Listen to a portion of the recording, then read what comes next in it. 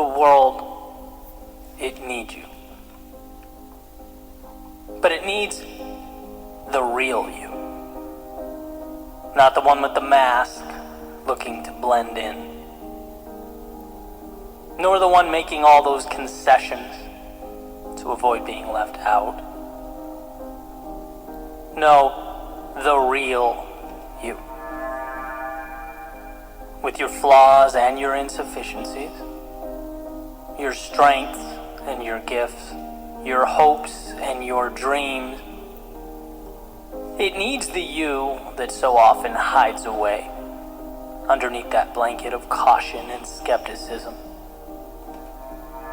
The you that's coupled with vulnerability, more easily ignored than brought to life with conviction, but that's the you this world needs.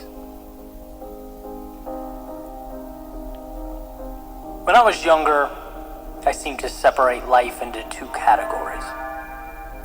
Me in one, and everyone else in the other. And guess which of the two categories I assumed had it all figured out? In my mind, I was the one, the only one who didn't know. The one who was winging it, stumbling my way through each and every day.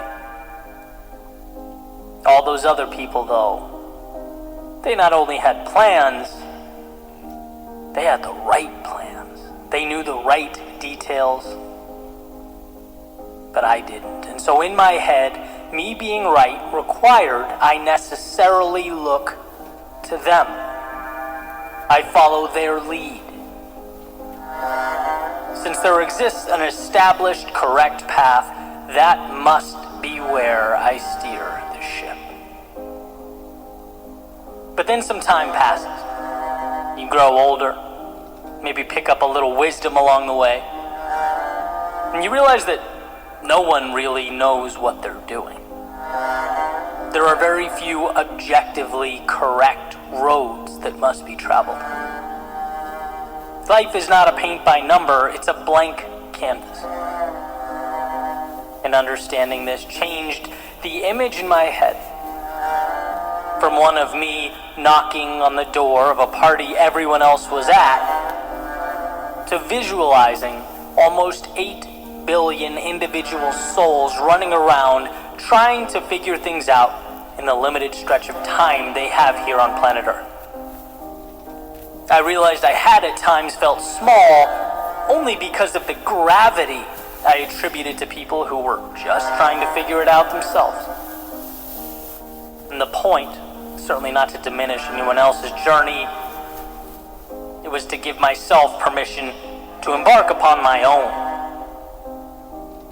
It's just hard to do that when you view everyone else as one collective, all-knowing entity, as opposed to 8 billion people just like you with thoughts, fears, hopes, and plans.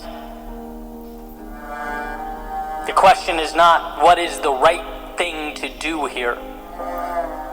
The question is, when will you allow yourself to venture out into the world and find what the right thing means for you? That's what's required. And the world will be better for you having found it, because after all, no one sees life like you do. No one has the background or worldview. The universe has conspired to put you as you are here now. Almost an impossible occurrence in and of itself. How easy that is to forget. We were born on the summit, yet the inclination, for some reason, is to keep our eyes closed. No, open them. Take it all in. Allow the view to propel you forward. The world needs you. It needs you with your mistakes that have helped you evolve into the person you could never have been without them. It needs you with your worries and your fears. Conquering them will be pivotal in your evolution. It needs you with your flaws and blemishes. How else would life convince you that the things that make you different are the same things that make you strong. It doesn't matter how many people tell you or try to explain to you the magnitude of what's at your feet. Life does not begin until you allow yourself to start living. Until you realize that yesterday does not define you. And the categories in which you've placed yourself, they're transitory. The past is not the reason you can or can't begin again. It's not who you are forever. No, it's the advantage you now possess as you move forward, should you choose to move forward. It's in realizing you are bound by nothing that you free yourself. And for the one wondering, why does it matter what I think? Why should I start or try or risk anything? Why should I pick up the brush and start painting on that canvas before me? Well, because that step is where it all begins. The meaning, the purpose, it's all predicated upon our willingness to pick that brush up and start painting. You ask, what's the point? The point is everything. One detail at a time, we dismantle our previously held notions about what life is supposed to be, and finally start living one that matters. No one's masterpiece will look like yours. No one's depiction of life will follow the same parameters you've etched onto that canvas. In fact, there are people that will be changed forever because you chose to live your life fully. There are lives of those around you that will be transformed because you picked up the brush.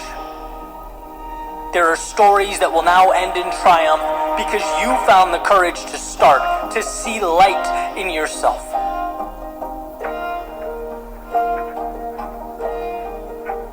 You being fulfilled and the world being better off, they're not two different things.